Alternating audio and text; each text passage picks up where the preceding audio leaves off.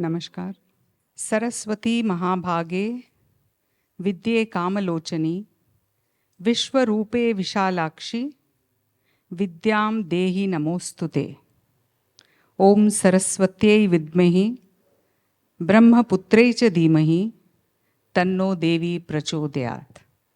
Seeking the blessings and paying obeisance to the goddess of wisdom, I welcome each one of you this morning to the inaugural ceremony of Shakti Kumbh 2024. I welcome on stage Dr. Jayanti Ravi, our chief guest, along with Nilima Bhatt, Jaya Bergreen-Clausen, and Uma Prajapati. Invoking the blessings of the light to shower upon us and be here through every activity that we undertake, we say, Bho Deepa, Devi Rupastvam. You are an incarnation of the goddess herself. Bho Deepa, Devi Rupastvam, Karma Sakshi, Avighna Krita, Yavat Karma Samaptihi, Tyasatvam Sustiro Bhava. Please be here till I complete all the karmas that I undertake or the learnings that I undertake during this whole event. So please be here as witness to all that I receive from all those who are going to be my gurus here and offer it to me. Nilima Bhatt, a distinguished professor in gender and conscious leadership and a faculty of excellence with the Tec de Monterrey, Mexico. A leader in the fields of personal mastery, leadership, gender equality and well-being. A Shivananda yoga teacher and practitioner of integral yoga of Sri Aurobindo and the Mother. Nilima is a dancer and a co-author of 2 books, Shakti Leadership and My Cancer is Me. An original thinker and creator, she is the founder of the Global Shakti Fellowship Program for Women, Change Makers, and a co-convener of the Truth and Reconciliation Work from the Inside Out. She's also the initiator of the Shakti Kumbh, for which she has been recognized with the Cultural Change Maker Award by Indica, a very foremost institution that works on Indic philosophy and knowledge. May I welcome Nilima Bhatt to address all of us.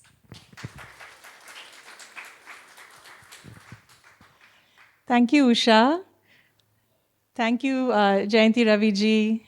So delighted to have you on this stage. And I know you are one of us. I know you're a yogini like us. So it's perfect that you're here today. Let me take you through what is Shakti Kumbh about? Why has it been conceived? I'm going to take you through the why and the how. So you have a context. I'm going to begin with quoting Sri Aurobindo.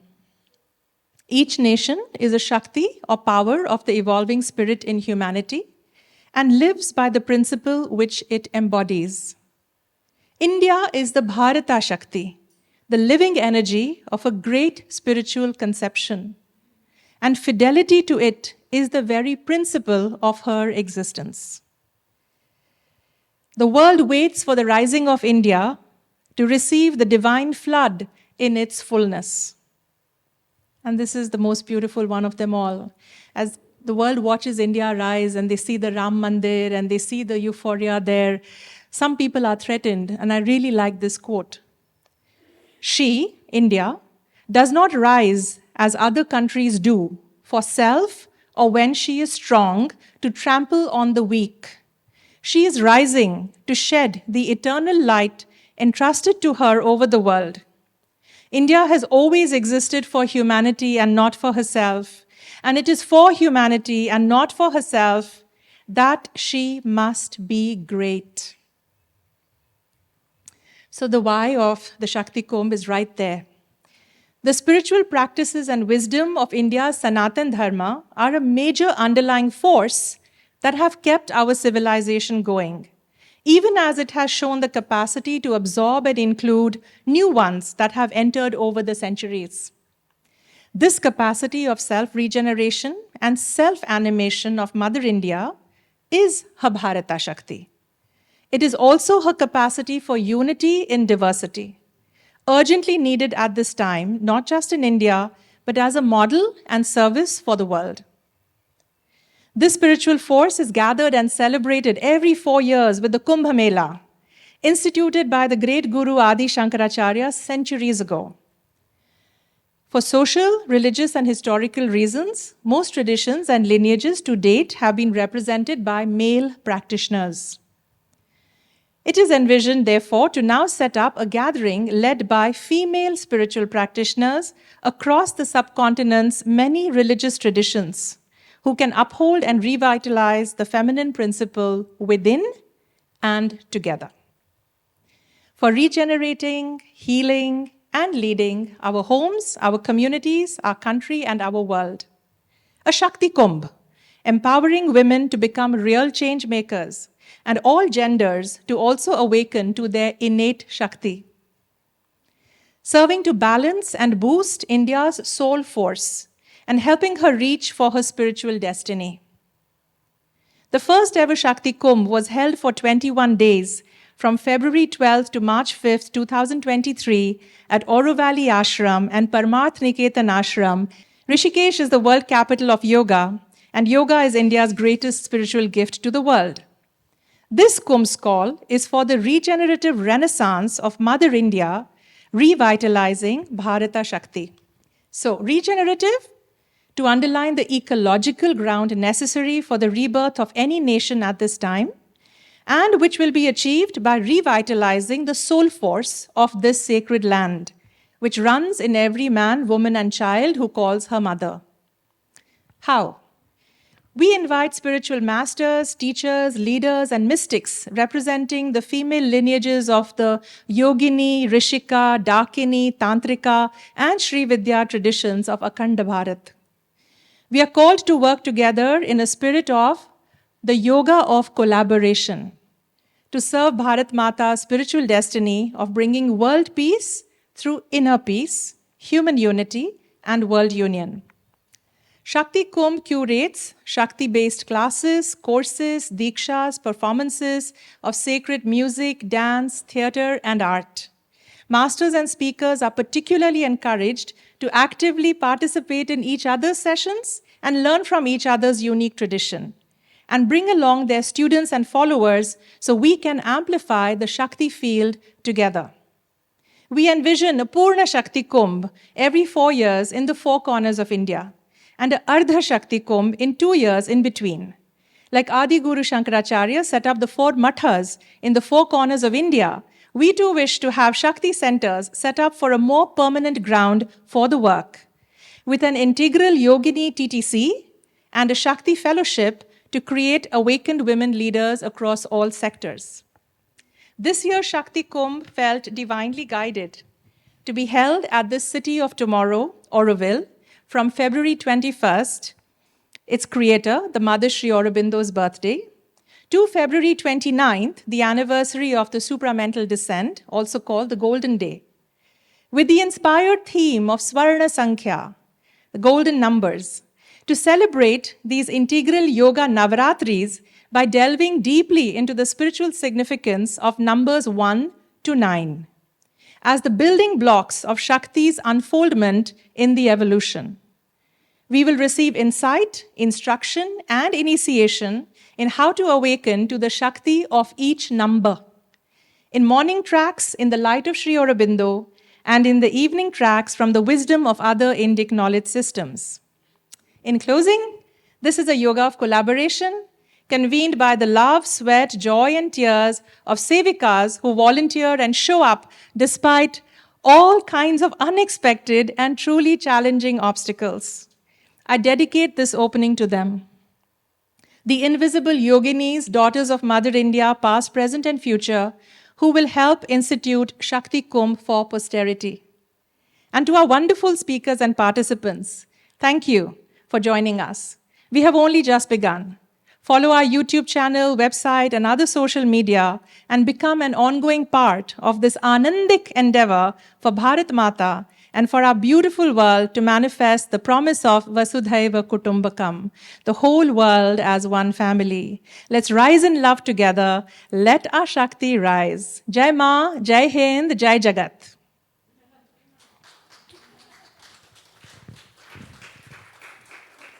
Thank you, Nilima. And we all pray very hard that every dream of not only hers, but all of us together, receive the power to make these dreams come true.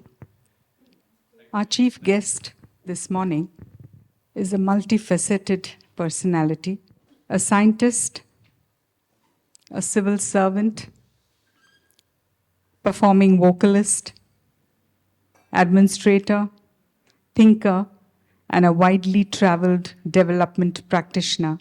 Dr. Jayanti Ravi entails myriad realms of experiences in her multifaceted career. A passion for human development and service to humanity best describes her mission. A devotee of Mother and Sri Aurobindo, she has closely worked and been mentored by Professor Kirit Joshi. Her multidisciplinary, innovative, and creative approach with sensitivity and a raised consciousness to problem solve has provided results and outcomes that have successfully worked across various sectors and organizations, almost unbelievable for the people who thought it was a challenge. With complete faith in the Mother and Sri Aurobindo, she's currently offering her efforts and a sincere aspiration at the lotus feet of the Mother to move towards manifestation of Mother's dream, a city of goodwill and harmony, Auroville. May I please request Dr. Jayanti Ravi to address us this morning.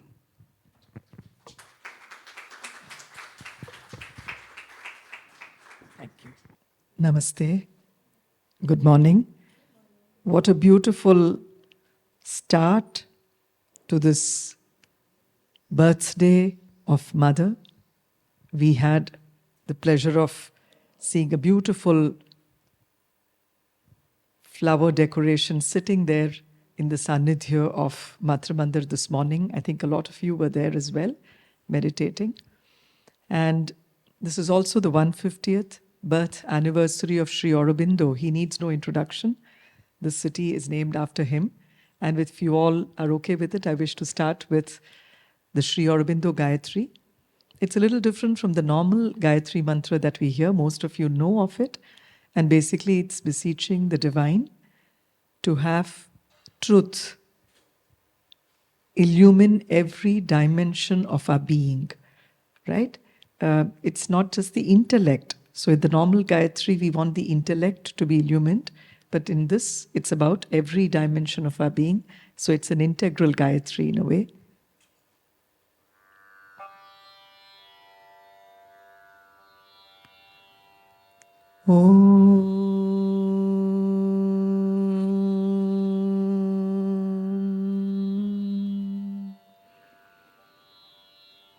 Tatsaviturvaram Rupam Jyotihi Parasya Dhimahi Yanna Satyena Deepayet Satyena Deepayet Om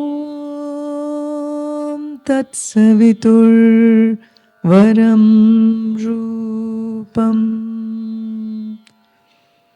Jyotihi Parasya Dhimahi Yanna Satyena Deepayet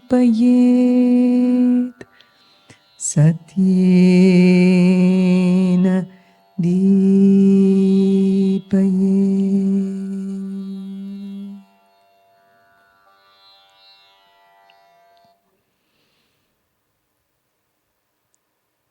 Suprabhatam again. Good morning. I'm absolutely delighted to be here as a part of the Shakti Kumbh.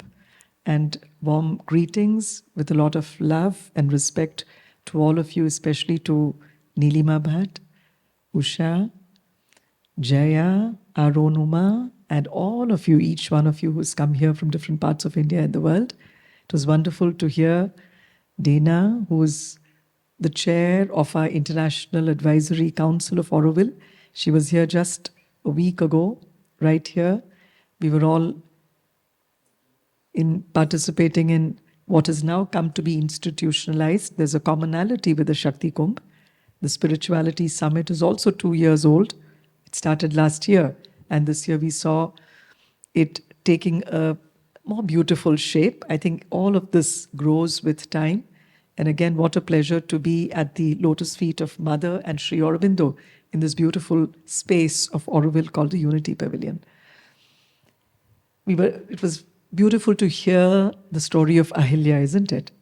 And it's just coincidental. Normally, as Nilima said, I don't quite prepare for these functions, but it is always good to know the context. So I did want to know, because Shakti Kumbh was something new to me, and the spiritual significance, when you call it Swarna Sankhya, and the spiritual significance of numbers, I think we saw and we heard a lot about the significance of the numbers 1 to 9, of course, the Sri Chakra, and there are several other aspects to it. But there's also a very significant aspect of these 9 numbers, right? Even in music, Indian music, those of you who've been a part of it, you would have heard of the 7 notes, Saptaswara, the Saptadhara, Vedic 7 rivers. All of these are very much a part of Indian thoughts, Indian intangible inheritance that we have, the Indic knowledge systems. But there's also about the numbers 1 to 9. There's a whole beautiful theory of the origin of ragas. There's a theory of how the ragas came, and there are certain ragas which are Sampurna ragas, and then there is a way, Melakarta, there's 72 Melakartas. So these numbers and nada or sound is supposed to be the absolute beginning of everything that happened. It's from Akshar, word and sound, the Katapayadi, as they say, the sutra from where everything came. So I'm so happy that all this is coming together today. And as we begin, I want to place on record our absolute deep gratitude for this beautiful city that was envisioned, the vision, the mission that was handed down to us by the Mother. And it was, of course, based on the work of Sri Aurobindo. You've all heard of Sri Aurobindo. We are celebrating his 150th birth anniversary. Technically, it may have gotten over in August 2023. But as a special case, the Ministry of Culture went out of the way to say that we will be extending the celebrations till August 2024. And so we are very much in the period of the celebration of the 150th birth anniversary. He was a great son of India and humanity and the world. And I would very strongly use 2 words for him. He was a thorough rationalist. Much as what we're all doing now is beyond mind. We've realized the futility of the mind. And it was the fact that he was a thorough rationalist which got him to realize the futility of just depending on the intellect and the mind, which is a very powerful instrument. Absolutely, there's no denying that. But it also has its limitation. There's a certain ceiling beyond which he did a lot of study in psychology and explored. He was one of the mightiest intellectual giants India has had, or the world has had. Look at what he composed, his poem Today Morning. I'm sure you all recall lines from Savitri, the final lines that were read out. They were so beautiful. Her beseeching the divine, saying that may that peace, I'm paraphrasing it, actually come, which is really the need of the hour today, all across the globe, and certainly everywhere that we inhabit, Auroville too, the whole of India, the whole of the world, just as these are very important points of inflection as we are moving ahead, marching ahead, breaking old patterns, ushering in new light, new ananda, new calm. But these are moments where we have to definitely invoke the divine to guide us, hold us, lead us. And in that context, he went on to show how the intellect itself is quite helpless beyond a point, although he was a thorough rationalist. And there, that is where he says that when the intellect analyzes anything and we work from the mind, it is always accompanied by something that is a one accompanied by the other. It is accompanied by something that tends to divide. And what is that something? Three-lettered word, ego. That's also numbers, spirituality, and the significance of numbers. So ego is also something which is a part of the mind, because the mind is about me and the other. It's not able to see the diversity as a manifestation of that intrinsic unity. It doesn't, the mind tends to differentiate. And that is why he was an iconoclast, somebody who broke what a lot of philosophers till then, Descartes, many others had said, I think, therefore I am. And so he said, it's not about thinking. With all respect, the mind is a beautiful instrument and we owe a lot of what we do, all the developments, but we have to go beyond the mind. And that's where this Shakti Kumbh 2 is being celebrated till the 29th. And 29th has a very special significance. What is it? It's the day that actually saw the descent of the supramental. It's also called the Golden Day. And if those of you who are here, there's a possibility to have darshan at the ashram in Auroville and also the Matra Mandir, it would be great. But having said that, he was an iconoclast on this aspect of, breaking. Till then it was believed.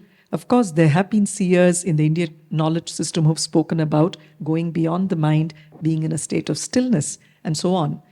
But to the Western world, he and Swami Vivekananda were two biggest ambassadors that took this message very, very clearly, boldly forward.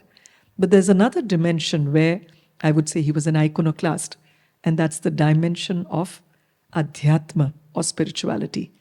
Somewhere in the years following the Vedic secret of the Vedas period, the spiritual knowledge of India had got a little mutated, just as we saw the story of Ahalya had got over time distorted, and according to the Kala Krama or the Desha Kala, the space, time, compulsions, things get modified.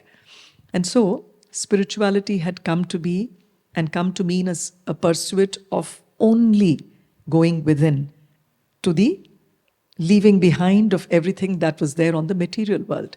That had come to be the primary discourse.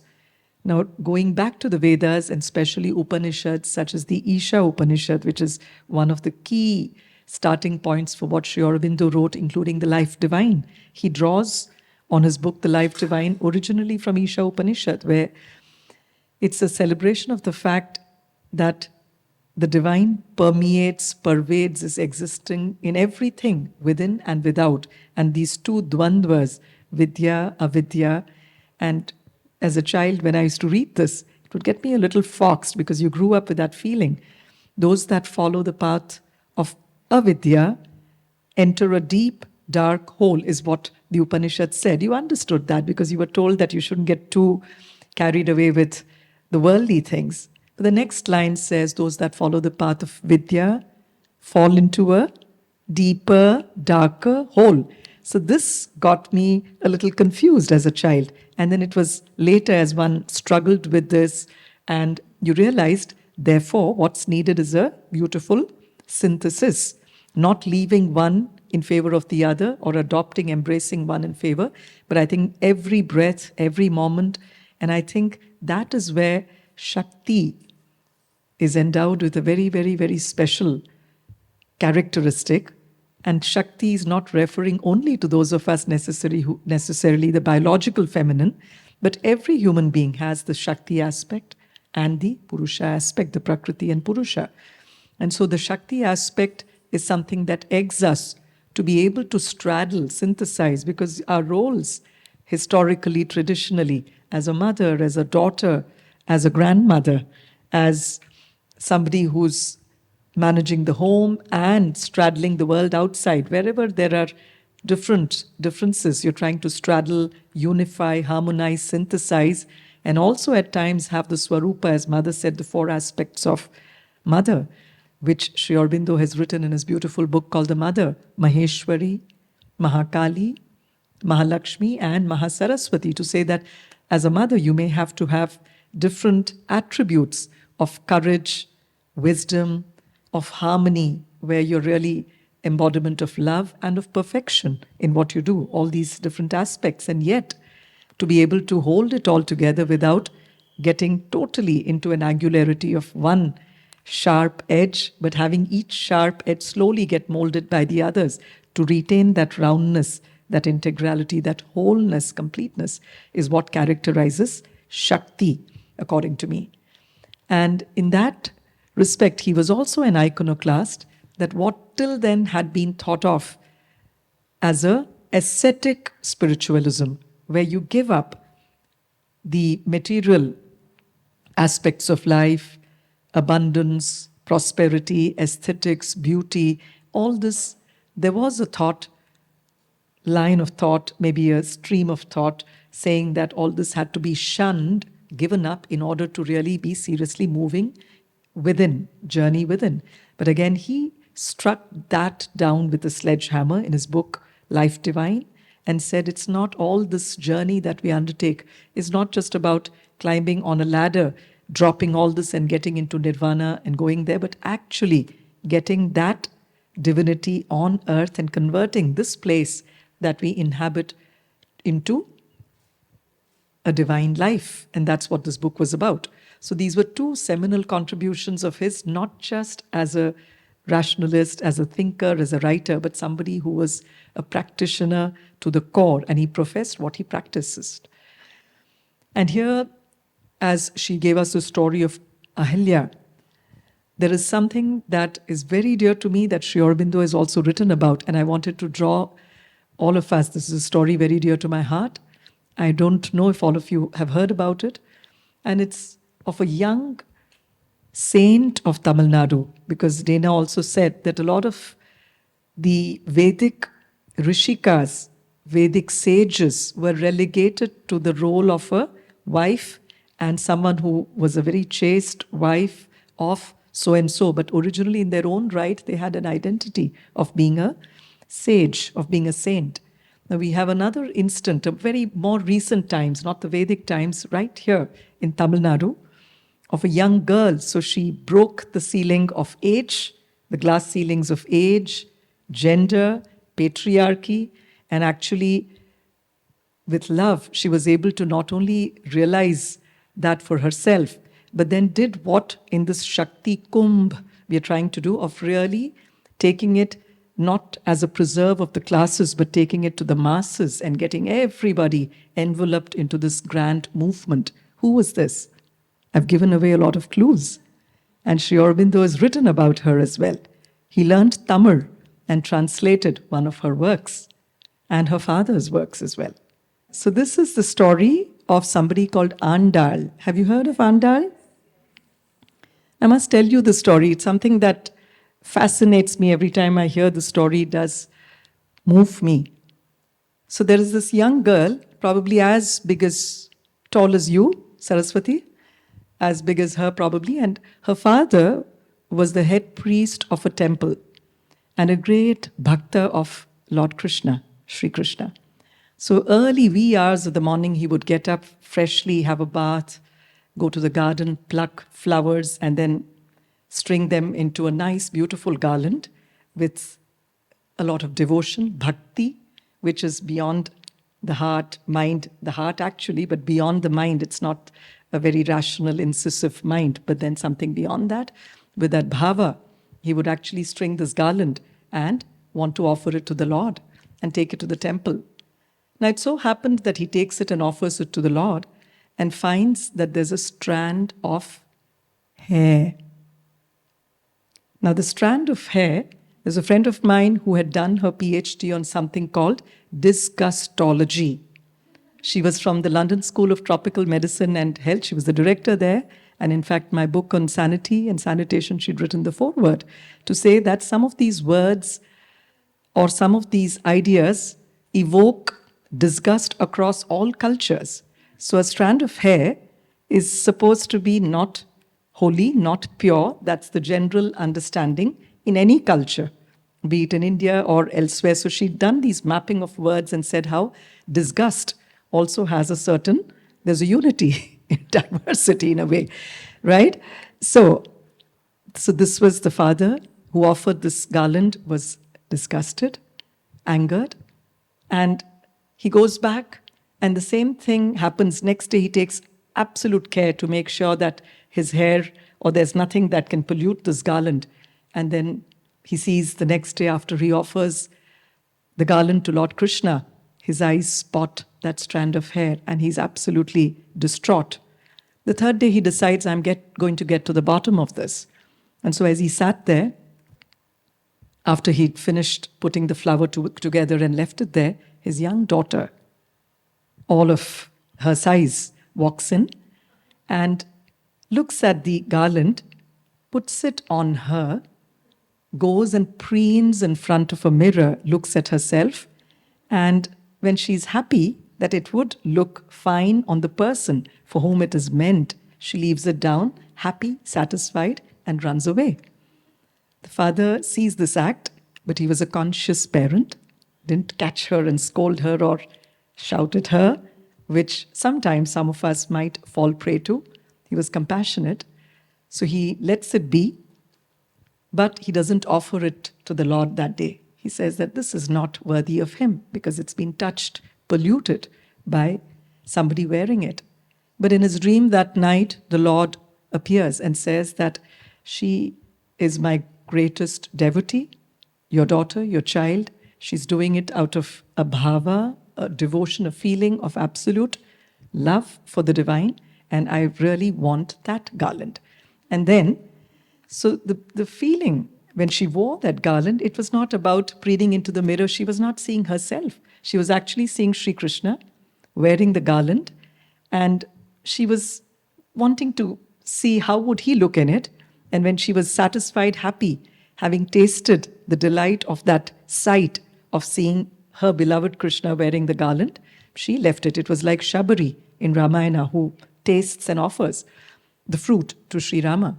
So then she suddenly, this is a little incident which shows that even something as disgusting, as simple, as lowly as a strand of hair can actually be a hook and pull the divine to us. Isn't that wonderful?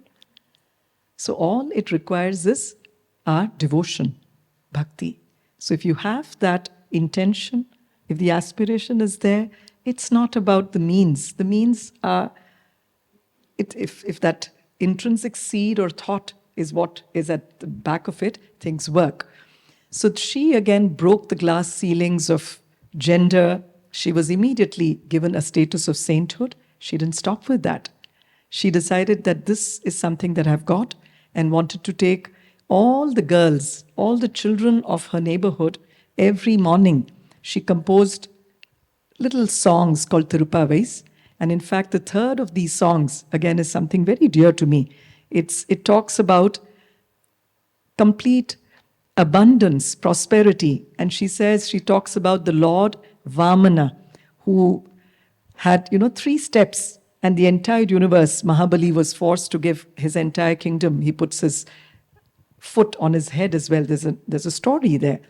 So it starts with that and goes on to say how the entire universe, my entire country, nation, may there be goodness everywhere. And then goes on to details. May there be little fishes that go in paddy fields. Nitrogen fixing, maybe? No? She refers to that. She refers to may the udders of the cows be full of milk. May there be plenty of food for everybody. So the infinite and the infinitesimal, she was able to marry it all and offer it as a series of songs. And these intentions, when there's a collectivity, and that's what the Kumbh is about, recharging the seed of spirituality that we all grow. It's sometimes hidden under a little tree guard because you have to protect it from the rest of the world, which may not be so open to it. But when we all come together, we can shed those tree guards, those inhibitions, and give that space of understanding, warmth, and envelop each other as we seek collectively what we're all individually striving to do. And in that sense, this Andal too, and Sri Aurobindo, realizing the beauty of her feelings, the compositions, simple poetry that a young child writes in her own way, and yet so profound. I mean, everything has a very deep philosophical meaning, and there too, as Usha so beautifully today started with the shloka of Saraswati, there's a fact here that the divine has a way also of modifying certain things that we may say or do, or giving it a much deeper meaning. Sometimes we may utter a few words or do an action with a limited perspective, even though the intent may be good. But Saraswati has the power to make sure that those words, the same words, end up having a different meaning altogether, which is very, very uplifting. A case in point is the very starting of Valmiki Ramayana, the story of Sita that she spoke about. You see, Valmiki, when he sees two birds being mercilessly hunted by the hunter, he gives a curse to them, Ma Nishada. Those were the words. It was definitely coming from a space of anger. He was angry and wanted them, the hunter, to not live any longer. And yet, look at the compassion of the divine, that she converts the same words to be the starting lines of the epic which has withstood the ravages of space and time and is with us today as one of the most important intangible or tangible heritages that we've inherited. And the Ram Janmabhoomi Ayodhya temple recently that has been dedicated back with so much of devotion and bhakti is a testimony to this fact. So I think with that full faith, sincerity and surrender, as Sri Aurobindo says, to the divine, let's all embark on this beautiful journey that you're beginning for the second consecutive year.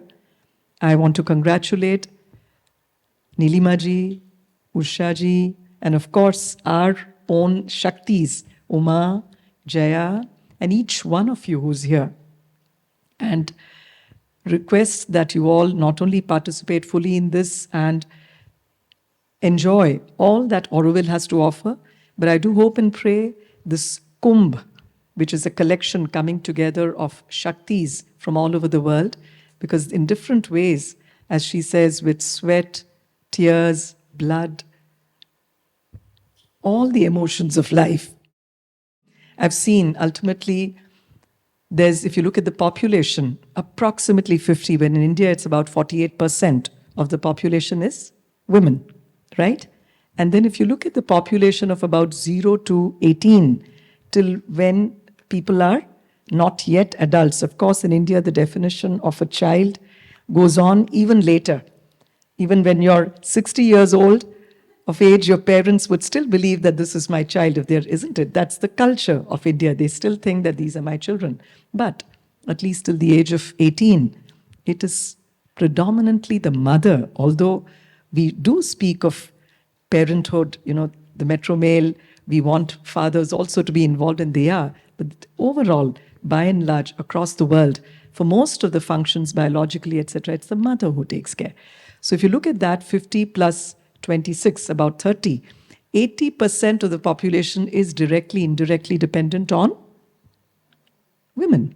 And so wouldn't it be a very intelligent, smart, wise, and a very, definitely a very obvious thing to do, that instead of reaching all the other people, why don't we reach out to the women? So if you turn the switch on in women, and it's not about an argumentative, intellectual rights, activists, my duties, my entitlements, but if we transcend this and you function from a space of raised consciousness, then these fights become totally infructuous, meaningless, because you're able to bring about the change without having to engage in friction, dissipation, agitation, and so on.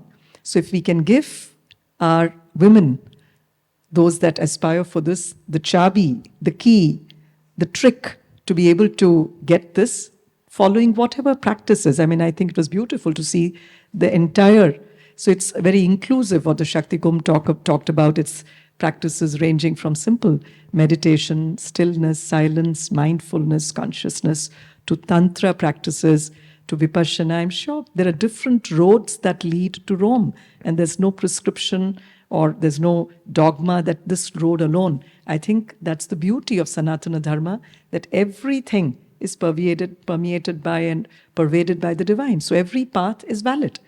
And then even on a single journey, you might have to take different paths. For a certain part of the journey, you may have to take a certain path, and then a time it's ripe. Like she said, the time is ripe for some other journey, something else. So we all also change courses, not because some path is not good. It's just that at that time in our life, this is more appropriate for us. So on that note again, congratulations to the entire team, and my prayers to the divine at the lotus feet of Mother and Sri Aurobindo to really make this Shakti Kumbh and institutionalize it as an event. And this is something that should be spawned across India and the world. We have the new education policy now in India, which talks about bringing in this education of the self, which is Vidya, as against avidya. Not that avidya is bad, but that is also important. We need both of them to be central. Whereas for some reason, avidya had come to be the predominant presence that we saw in our textbooks and classrooms and schools. But we need the presence of both. And let's hope that the Shakti Kumbh, in its small but significant way, is able to transform this whole discourse of empowering Shaktis with the spiritual strength that they need. And with this, India as the spiritual and as the Vishwa Guru, not by muscle power, money power, those are also Shaktis. We can say Dhana Shakti and Deha Shakti. But then the true Shakti, like there is a very nice saying in Valmiki Ramayana, they say Kshatriya Balam, Dhik Balam, Kshatriya Balam, to say that the Deha Shakti, the bodily strength, is good. But Brahma Tejo Balam Balam, Brahma Tejas is the inner light, the Brahman, the Parabrahma. If we can get that, invoke that, that can win everything, and that is needed for everybody, irrespective of what profession they are into, what age group they are into, caste, creed, nationality, religion. All of us need it. So I'm very glad that that is being disseminated, spread through this. Wish you all a very fruitful Shakti Kumbh, and let's hope that this transforms into more institutionalization as well, courses, seminars, workshops, and in our own way, Auroville will be very happy to offer whatever you'd like. We are in the process of setting up a digital university with IIT Madras. So we have the launch of that on 27th at Delhi, the IIT platform. So there are courses too, because sometimes to reach the masses, you need these vehicles of courses which become a starting point. And then if people want a deeper immersion, you can have a more hands-on experiential immersion. So all these things are possible. So I want to again congratulate Nilima ji, Usha ji, all of you for being here. Thank you very much. Namaste, Vanakkam, and Bon Fête. Thank you, ma'am, for this very often used word is enlightening, but I think it was truly melodic today.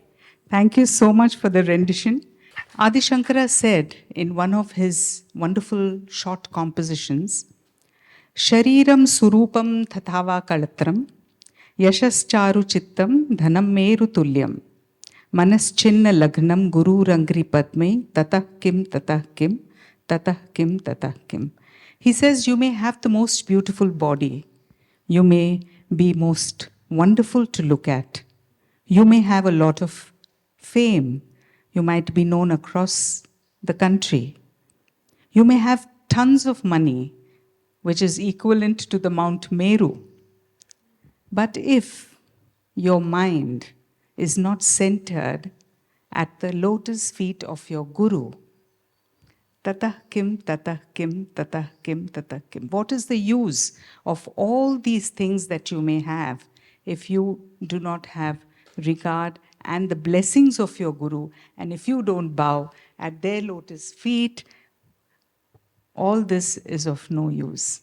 So, with this wonderful prayer of Adi Shankaracharya, we bow ourselves to the divine presence of Mother and Sri Aurobindo this morning on this wonderful, special, and very, very auspicious day of of Mother's birthday. I welcome each one of you once again to join us in the Shakti Kumbh journey. This is the second year, and we hope that it will go very, very far. One of our dreams, as we mentioned here about the Kumbh Mela, which is actually about a congregation, spiritual congregation, where doctrines are discussed and people just all come together. In fact, the one line that I had coined when I worked on Kumbh Mela was that they all come there without an invitation. So there is no invitation to Kumbh Mela. They would just come. And on that day, you'll just find all the sadhus and the sons and the spiritualists and everybody congregating in millions and lakhs. And it's the only largest human gathering in the entire universe. And that is why UNESCO nominated it in the representative list of UNESCO as one of the most unique events that happens across the globe. So we pray, and it is our sankalpam that this Shakti Kumbh also reaches similar heights, and we have more and more women joining us in our journey, so that someday we will be most probably very quickly nominated as a part of the UNESCO list. Thank you so much.